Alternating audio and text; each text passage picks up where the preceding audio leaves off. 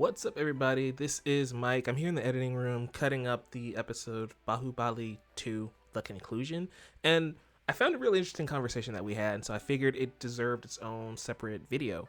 We're kind of talking about blockbusters and Hollywood and the differences between Western media and literally the rest of the globe, and kind of how blockbusters don't really have the time to become art as often as they probably should. With movies like Top Gun Maverick or John Wick Chapter 4, those films really still have the heart and soul of the creatives behind it, whereas some of these movies like The Flash, Ant-Man the Wasp Quantumania, they are very much a studio product, and you can kind of see the failings of that in their entire creation process. So we're going to take a look at what Brandon, Cliff, and myself had to say about that during our Bahubali video. If you want to check out that full review, it's already up.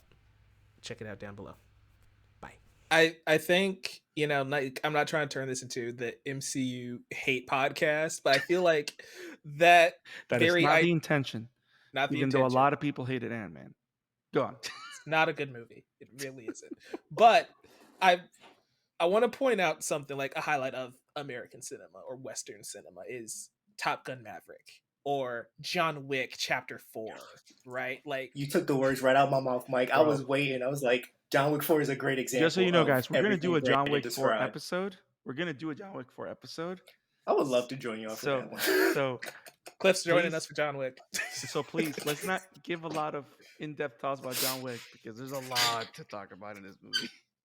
I'm not even gonna spoil like anything. Like, we're not gonna talk about it. I just want to like highlight going back to what you said, right? They wanted to make the best movie possible, and Tom Cruise does that with his Mission Impossible movies, Yes. with his Top Gun movies. Yes. Feige made sure they did that with those last two Avengers movies, and of course, the team who's working on John Wick did that with John Wick 4.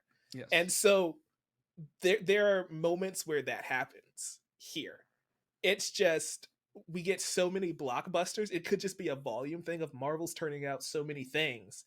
It's impossible for them to give the same level of care that they would Avengers Infinity War. Because we all know if they messed up those two movies, the MCU's dead. It's over. Like, all of that was a waste of time. Correct. So they had to pour all those resources into that, but now it's like, okay, we've got to get these shows off the ground, these movies off the ground, and Rajamouli is like, I'm going to take one film at a time. I'm going to do this movie. Same thing with Tarantino. I'm going to focus on my one project at a time, and that allows creativity to shine through a bit better. So that's not even a knock on the people who work at Marvel. That's just, I think, it's just an observation. But also it's just, that's kind of why Hollywood is a little bit broken, because they're so focused on franchises. It's like, make the movie good. Like, John Wick became a franchise because the first one was good. We just kept coming back. And you know what's funny that you say that? I'll be right with you, Cliff. It's because staying on the topic of American cinema and comparing, right? That's one of the things that I'm going to say it. Why Martin Scorsese is one of the greats. Because you not said that only, like that's controversial. No.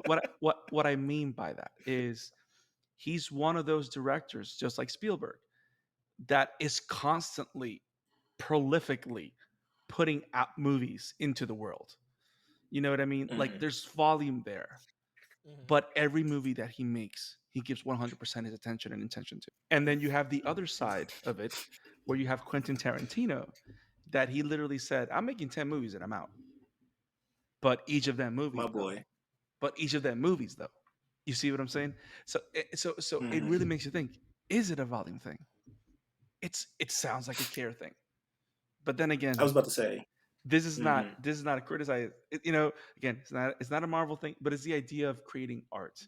Because one of the things that RR, Bahubali 1 and 2 have showed is that there's so much care in everything. No matter how outlandish, how crazy it looks, how creepy it can be, how interesting it can be, everything has the utmost care. And I think that lovers of cinema, people that want to enjoy or have a good experience at the movies, they I think it's like the audience is smart enough that they can notice, they know that the creatives cared and are doing their utmost on this. Because I think both of you have it spot on.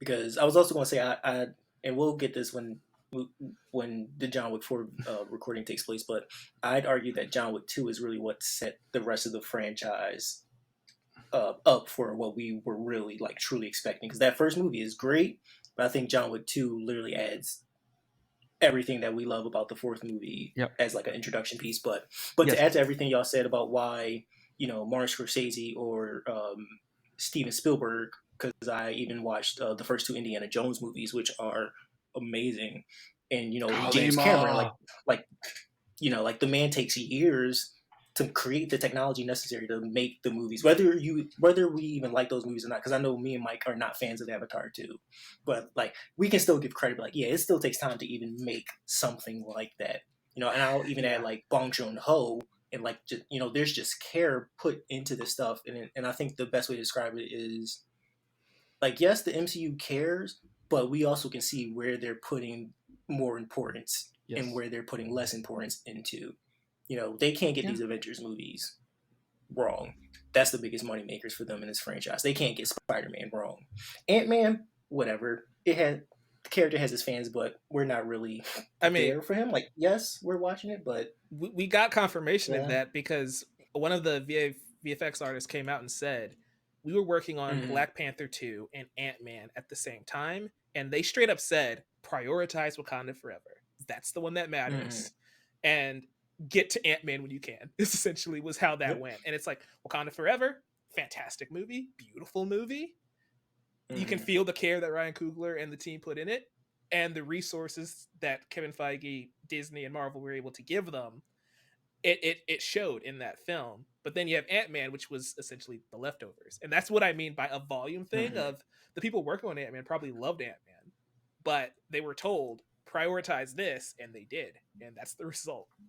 Right. And it also goes to show, like, look at who we get to direct behind these movies as well. We get top talent. We had Chloe Zhao directing Eternals, and if we allowed to give her the same amount of time that we give these Avengers films and Black Panther, we probably could have had another fantasy epic from Marvel on our hands, you know, or you know. So again, it just to reiterate, it goes into just one, where these studios are putting their emphasis on and where they're putting all their time and dedication to, and how much time they're even they're allowing their cast and crew to even work on these things.